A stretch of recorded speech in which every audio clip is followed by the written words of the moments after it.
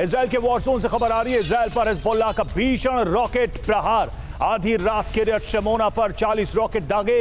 Hezbollah के हमले से किरियत शेमोना में तनाव। आयरन डोम ने कई रॉकेट को इंटरसेप्ट किया, यह दावा इजराइल की तरफ से किया गया है।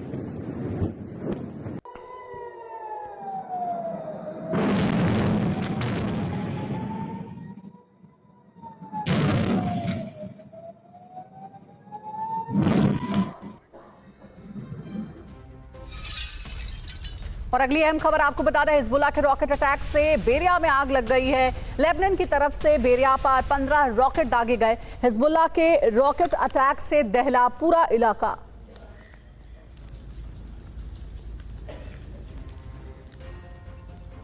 और ये देखिए, तस्वीरें भी आपको दिखा रहे हैं। लेबनान, सीरिया, ईरान तैयार है और इस बीच हमले भी लगातार किए जा रहे हैं। इन हमलों में देखिए किस तरीके से पूरे इलाके में आग लग गई है। ये इन तस्वीरों से साफ है। बहुत बड़ा विस्फोट हिजबुल्लाह के रॉकेट अटैक में देखने को मिला है। पूरे इलाके में आग लग गई। 15 रॉकेट एक के बाद एक दागे गए। दूसरी तरफ इजराइल ने भी सीरिया में बारूदी विध्वंस मचा रखा है। जी हां, सीरिया के होम्स में इजराइल का बड़ा हमला और हामा मिलिट्री एयरपोर्ट के पास एयर स्ट्राइक किया गया है। ईरानी प्रॉक्सी संगठन के ठिकाने को टारगेट किया गया।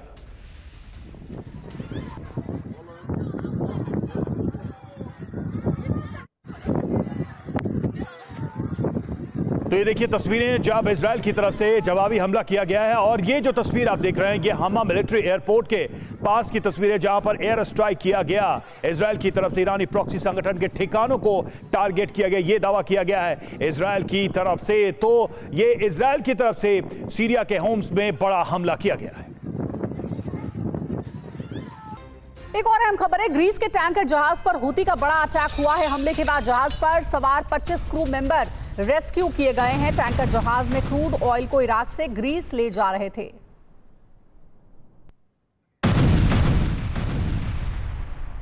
और बताया जा रहा है कि ऐसे में जानकार भी ये मान रहे हैं कि इजराइल ईरान में बड़े युद्ध का खतरा अब बढ़ गया है, क्योंकि ईरानी प्रॉक्सी संगठनों ने इजराइल के खिलाफ मोर्चा खोल दिया है। ऐलान किया है कि इजराइल से बदला लिया जाएगा। दाइफ और इस्माइल हानिया की मौत का, गाजा की तबाही का, अल अक्सा अग्निकांड का भी, जिसके बाद इजराइल पर कभी भी बड़ा हमला किया जा सकता है।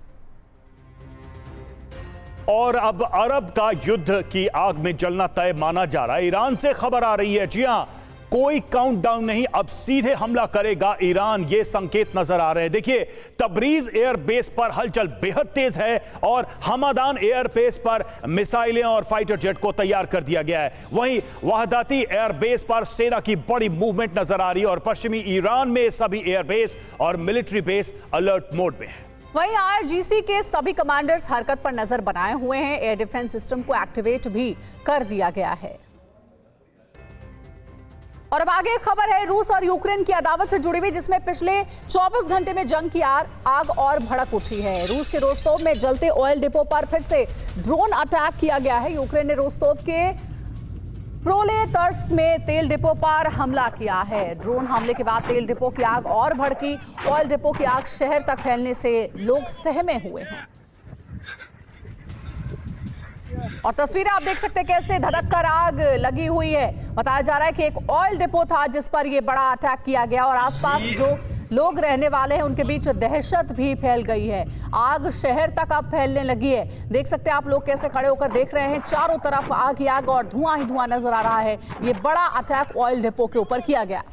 और अगली बड़ी खबर है रूस के कुर्स्क से। जी हां, कुर्स्क में यूक्रेनी फौज पर रूसी ड्रोन के हमले तेज हो गए हैं। रूसी सेना ने ड्रोन से यूक्रेन के टैंक को नष्ट किया। सूमी कुर्स्क सीमा के करीब यूक्रेन के कई टैंक भस्म कर दिए। तो रूस ने कुर्स्क पर जिस तरह से ड्रोन अटैक किए हैं उसकी तस्वीरें देखिए सामने आई हैं। एक के बाद एक कई निशाने साधे हैं रूस ने। सूमी कुर्स्क सीमा के करीब कई टैंक्स को इस ड्रोन अटैक में रूस ने तबाह कर दिया। तो देखिए, सुखोई 34 से कहर बरपा रहा है। रूस यूक्रेन की जो मिलिट्री पावर है इस वक्त कुर्स्क में, उस पर टारगेट और क्लस्टर बम का इस्तेमाल लगातार रूस की तरफ से किया जा रहा है कुर्स्क के एरिया में, जहां से यूक्रेन का दावा है कि उसका इस बड़े इलाके पर कब्जा है। यूक्रेनी सैनिकों को बड़ा नुकसान हुआ है रूस के इन ताजा हमलों के बाद से। और साथ ही आपको बता दें कि हेलीकॉप्टर्स का भी इस्तेमाल कर रहा है रूस। अटैक हेलीकॉप्टर्स के जरिए भी यूक्रेन की सेना को टारगेट किया जा रहा है। Mi-35 हेलीकॉप्टर यूक्रेनी हथियार गोदाम को नष्ट करता नजर आया और यूक्रेन का एक सैन्य ठिकाना भी इन हमलों में तबाह हुआ है। तो रूस की तरफ से लगातार ये हमले किए जा रहे हैं। हेलीकॉप्टर्स का, फाइटर जेट का और ड्रोन्स का भी इस्तेमाल किया जा रहा है। निशाने पर यूक्रेन के टैंक्स हैं, बारूदी ठिकाने हैं और साथ ही सेना की टुकड़ियां हैं, जिससे कि कुर्स्क के अंदर यूक्रेन को और कमजोर किया जा सके। तो रूस हर कीमत चुकाकर कुर्स्क में यूक्रेन को रोकना चाहता है और इसकी वजह है रेड आर्मी को मिल रही हार। लेटेस्ट रिपोर्ट के मुताबिक कुर्स्क में जो यूक्रेनी सेना है वो लगातार आगे बढ़ रही है। 93 रूसी बस्तियों पर कब्जा कर लिया है यूक्रेन ने। अभी तक के रिपोर्ट के हिसाब से देखें तो 1263 वर्ग किलोमीटर इलाके पर यूक्रेन का कब्जा हो चुका है। और आप देख सकते हैं 4700 से ज्यादा सैनिक अब तक मारे गए हैं। कहा जा रहा है सैकड़ों टैंक, आर्मर्ड व्हीकल भी इस पूरे हमले में तबाह हो गया है। तो कुर्स्क में देखिए कहा जा रहा है कि यूक्रेन की एक बड़ी जीत नजर आ रही है। देखिए 93 रूसी बस्तियों पर कब्जा किया गया, 1263 वर्ग किलोमीटर इलाके पर कब्जा हुआ है। तो ये बड़ी जानकारी आपको दे रहे हैं कि इस पूरे युद्ध में यूक्रेन भी अपनी मजबूत पकड़ बनाए हुए है। जो जानकारी मिल रही है उसमें कहा जा रहा है कि रूस को बड़ी चुनौती देता हुआ अलग अलग इलाकों में यूक्रेन नजर आ रहा है। खास करके अगर कुर्स्क की बात करें तो यहाँ पर भी रूस को एक बड़ी चुनौती दी गई है। एक और अहम खबर है, रूस कुर्स्क को लेकर बेहद आक्रामक है। खबर यह है कि कुर्स्क में यूक्रेन के हमले को लेकर रूस बौखला उठा है। रूस ने एटमी चेतावनी भी जारी कर दी है। रूस ने कहा है कि कुर्स्क न्यूक्लियर प्लांट को टारगेट कर रहा है यूक्रेन।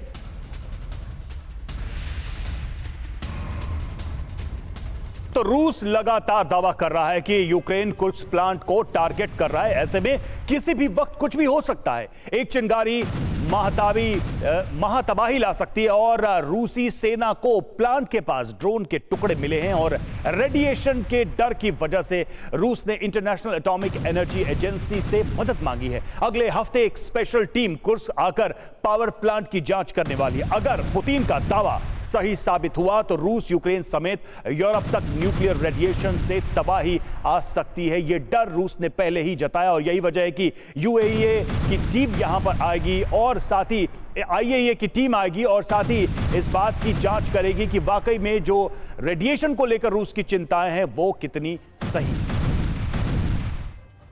और अब वो खबर जो आज दुनिया भर के अखबारों में वेब पोर्टल पर हेडलाइंस है। हम बात कर रहे हैं पीएम मोदी के कीव दौरे की, जिसकी चर्चा पिछले 12 घंटे से तमाम बड़े देशों में हो रही है। इस खबर पर डिटेल में बात करेंगे, लेकिन पहले अपडेट आपको दे देते हैं। कुछ देर में कीव से पोलैंड लौट जाएंगे प्रधानमंत्री मोदी। 10 घंटे की ट्रेन यात्रा कर लौटेंगे पोलैंड। आज ही पोलैंड से दिल्ली लौटेंगे पीएम मोदी।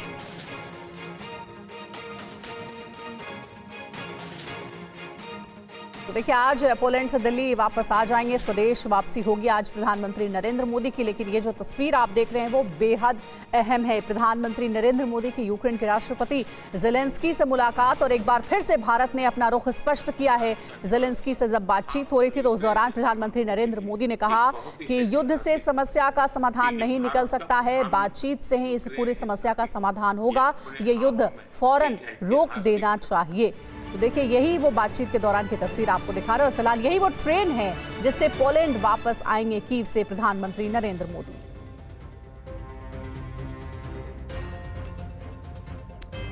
और आपको बता देते हैं कि पीएम मोदी और ज़ेलेंस्की के बीच करीब 3 घंटे की लंबी बैठक चली और इस दौरान बातचीत का फोकस रूस यूक्रेन युद्ध रहा। ज़ेलेंस्की ने पीएम मोदी को वॉर जोन की जानकारी दी तो पीएम मोदी ने उन्हें युद्ध में शांति लाने वाले संदेश दिए। ज़ेलेंस्की को पीएम मोदी का क्या संदेश रहा उस पर भी गौर कर लेते हैं। युद्ध से समस्या का समाधान नहीं निकलेगा, यह प्रधानमंत्री ने कहा, और युद्ध खत्म करने के लिए गंभीर प्रयास करने होंगे। प्रधानमंत्री का यह संदेश है ज़ेलेंस्की को।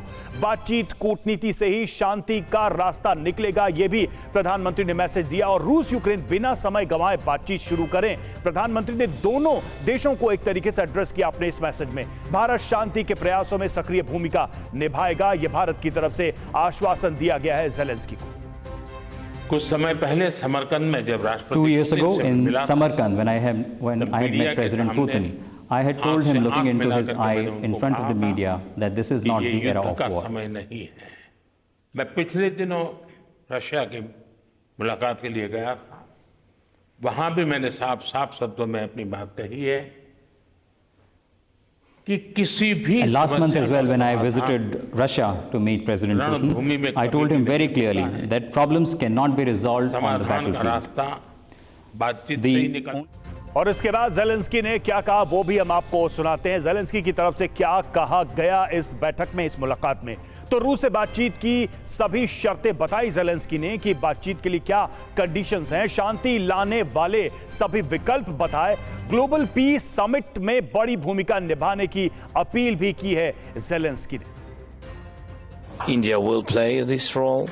I think that India began to recognize that this is not just conflict, it's real war of one man, and his name is Putin, against whole country, which name is Ukraine.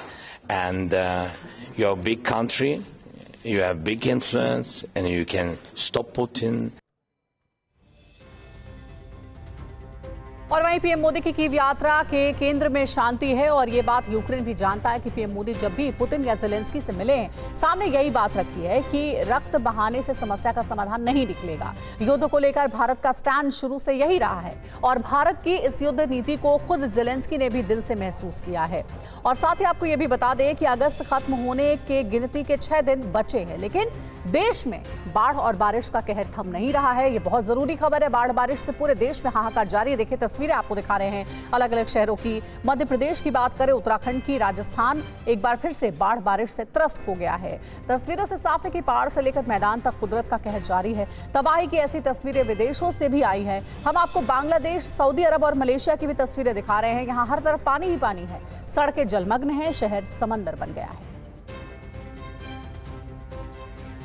सबसे पहले आपको राजस्थान के झालावाड़ की तस्वीरें दिखाते हैं। क्या हैं वहां पर हालात। यहां बस ड्राइवर की लापरवाही से यात्रियों की जान आफत में पड़ गई। झालावाड़ में एक निजी यात्री बस नदी के तेज बहाव में फंस गई। तस्वीरें आप देख सकते हैं किस तरह के हालात हैं वहां पर। ड्राइवर तेज बहाव में बस निकालने की कोशिश कर रहा था, इस दौरान बस बीच नदी में बंद हो गई। जानकारी लगते ही ग्रामीण मौके पर पहुंचे और ट्रैक्टर की मदद से बस को बाहर निकालने की कोशिश शुरू कर दी।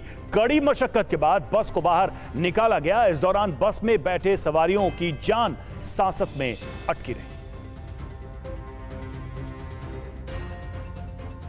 और अगली तस्वीर आपको इंदौर की दिखाएंगे। भारी बारिश ने इंदौर की रफ्तार पर ब्रेक लगा दिया है। बारिश से कई पॉश कॉलोनियों में भी पानी भर गया है। इंदौर में विजयनगर का थाना भी जलमग्न हो गया है। लगातार हो रही बारिश से सड़कें तालाब बन गई हैं। एक दिन में ही 3 इंच बारिश होने की वजह से पूरे इंदौर में जल भराव है। यहाँ का डैम भी फुल हो चुका है। और ये इंदौर की तस्वीर आपको दिखा रहे हैं। देखिए बारिश की वजह से जगह जगह जल जमाव है और इस वजह से थाने में भी बताया जा रहा है, पुलिस थाने में भी पानी भर गया है।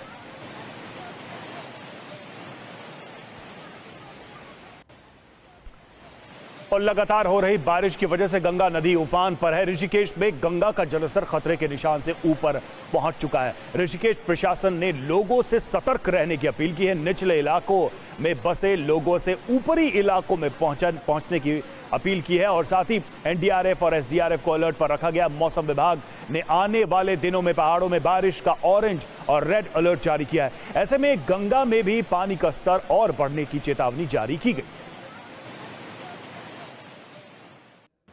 और भारत ही नहीं बल्कि मलेशिया में भी बारिश कहर बनकर बरस रही है। लगातार हो रही मूसलाधार बारिश के सामने मलेशिया बेबस नजर आ रहा है। मलेशिया के लैंकावी शहर में जारी बारिश के कारण बाढ़ जैसे हालात बन गए हैं।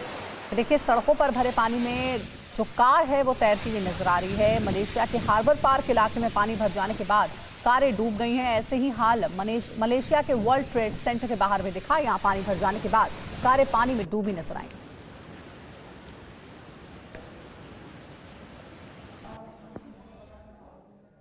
और अब बात कोलकाता केस की। जी हां, कोलकाता कांड में आरोपी संजय रॉय का भी पॉलीग्राफी टेस्ट होगा। संजय रॉय समेत 6 का पॉलीग्राफी टेस्ट होगा। स्पेशल कोर्ट ने सीबीआई को इस टेस्ट की अनुमति दे दी है, इसकी मंजूरी दे दी है।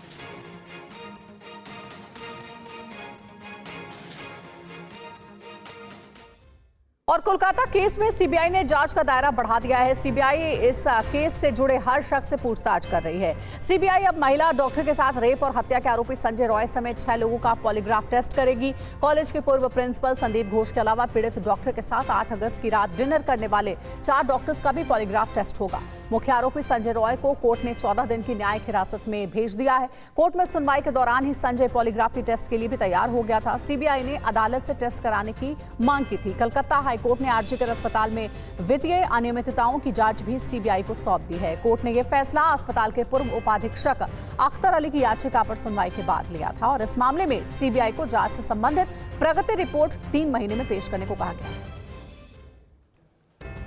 और अगर एक और बड़ी खबर है क्रिकेटर शिखर धवन को लेकर, क्रिकेटर शिखर धवन ने संन्यास ले लिया है। बड़ी खबर सामने आ रही है, क्रिकेट के सभी फॉर्मेट से शिखर धवन ने संन्यास लिया है और क्रिकेट के अध्याय को खत्म कर रहा हूं, ये संदेश दिया है इस ऐलान के साथ ही।